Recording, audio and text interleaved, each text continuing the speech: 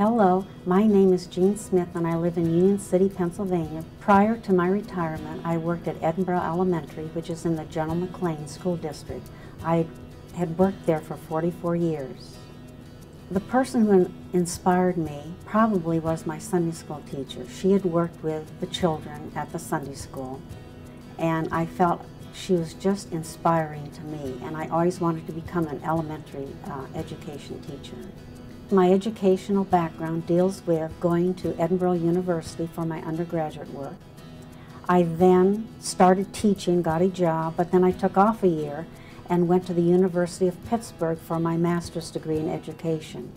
And since then, the state of Pennsylvania would like us to take what they call Act 48 credits, and you have to be qualified for those kinds of courses. Every 5 years you have to go into more coursework, and so that would be my educational background besides the workshops that would be offered for teachers. My mentors would be my college professors, and then as I got out, my college supervisor for student teaching would be a mentor. And then as I started my teaching, I even talk about the principal, the superintendent, as the mentors as well. Even students and parents, you can learn so much from them. So I consider everyone mentors.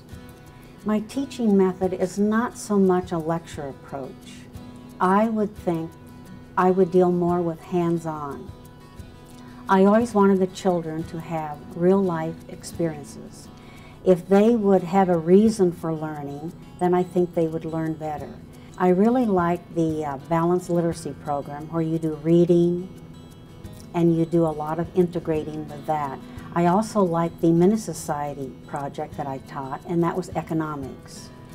But when you did Mini-Society, you actually got into all of the subjects, whether it be math, spelling, reading, science, history. It all went together and integrated, so those are the ones that I really liked. Mini-Society is an experience-based program, and they learn economics, they learn about the money system, the government, they learn about consumer issues and things like that.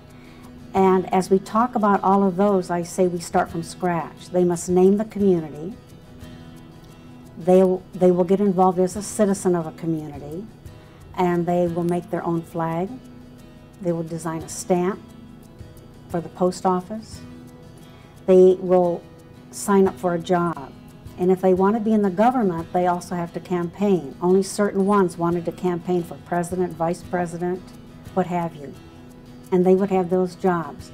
At the end of the unit, which would take the whole year, we would have what we call a market day. And on market day, we called it a mall. And in the mall, they would set up all of their stores, businesses as they were called. They could go together as a corporation, or they could do it by themselves. And this was Mini-Society all in one.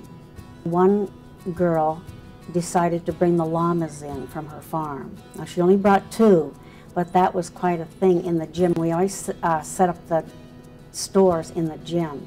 And just to see the people's reaction with the llama store, that was very interesting. I feel the most rewarding aspect of my job would be just to see that the children were successful. And when you would see it on their faces, that made all the difference in the world. They might say at one time, "I get it now, Miss Smith," and this was interesting to me. From my students, I have learned patience. I feel that that is very important. As I deal with the students, this really helped me. I feel the interesting part would be just the day-to-day experiences of the children. Everything is unrehearsed, and it made for a very rewarding day. My teaching philosophy is to have my students shine as stars for the future. There was one poem, and it was the Star Polisher. During the whole year, I would become a star polisher. I would have to polish the stars. The stars were the students. So I felt that if I would make sure that they would be successful, that they would have a sense of responsibility, and if I would tell them to be a problem solver, that in the future you might have to do some of these things. Be punctual as you set up your work or get a job. Another thing would be just to be responsible and to be proud of yourself. And I thought that would be very important for the future of the students.